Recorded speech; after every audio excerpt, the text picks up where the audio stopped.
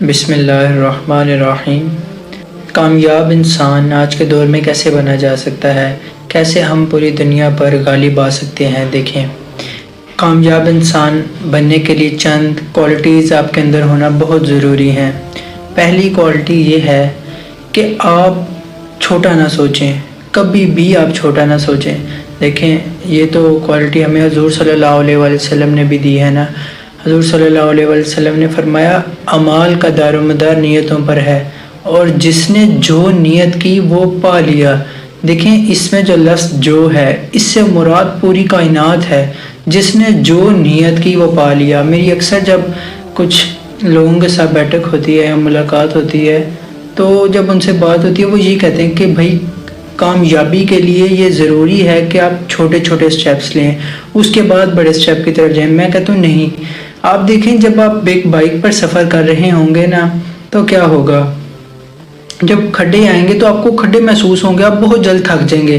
لیکن جب آپ ڈیوو کے اوپر، جب آپ کوسٹر کے اوپر سفر کر رہے ہوں گے، تب وہی کھڈے جو بائک کے اوپر آئے تھے، جب وہی کھڈے آپ کی زندگی میں ڈیوو کے اوپر آئیں گے نا، آپ ڈیوو پر سفر کر رہے ہوں گے، تب آئیں گے، تب آپ کو وہ کھڈے محسوس نہیں ہوں گے۔ کیوں؟ کیونکہ آپ اس وقت ایک بہت بڑی بس میں بیٹھے ہیں اور آپ کو چھوٹے موٹے کھڈے محسوس نہیں ہو رہے۔ اگر آپ نے پہلے ہی سوچ لیا پہلے میں نے چھوٹے سٹیپ کو حاصل کرنا ہے، تو اس کے درمیان میں جو آپ کو مشکلات آئیں گی وہ آپ کو بہت بڑی لگیں گی۔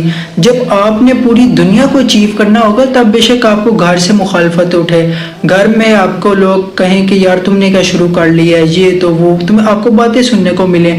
جب آپ کی نیت ہوگی کہ میں نے پوری دنیا کو حاصل، بہت بڑی نیت کے ساتھ آپ اپنے کام کو، جب آپ نے اپنی کمپنی کی آپ نے سوچا ہی بس یہ ہے کہ میں نے صرف اس کو ایک شہر تک محدود رکھنا ہے، تو وہ ایک شہر تک ہی محدود رہے گی۔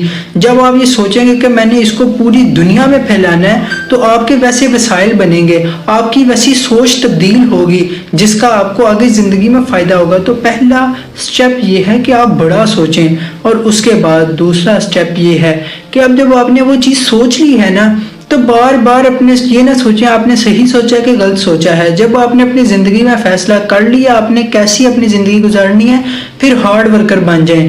دیکھیں، محنتی ہونا بہت ضروری ہے۔ اللہ تعالیٰ قرآن کریم میں ارشاد فرماتے ہیں، اور انسان کے لیے وہی کچھ ہے جس کی وہ کوشش کرتا ہے۔